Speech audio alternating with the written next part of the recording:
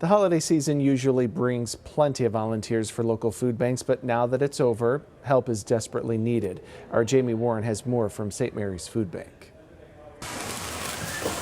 Inside this warehouse at St. Mary's Food Bank, volunteers are working on an assembly line, placing food into emergency food boxes.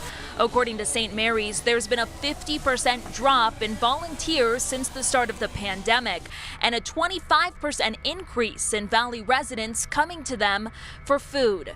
They'd usually have about 200 people on any given shift, but because of COVID, they now accept 50 volunteers at a time.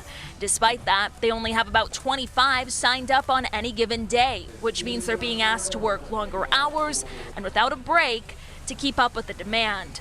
Thankfully, that didn't seem to bother the ones we spoke with. Because I've done it enough, I can do two stations at the same time. If we didn't have those guys from the service here, we'd be really short.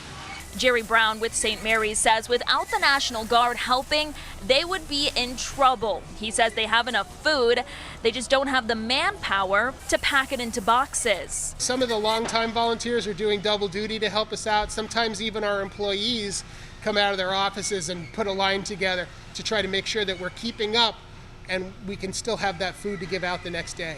He says right now they're in need of volunteers Tuesday through Friday at 9 a.m. and 1 p.m. So if you have the time and you're comfortable, they're encouraging you to give it a try. Yeah, people can come out and volunteer.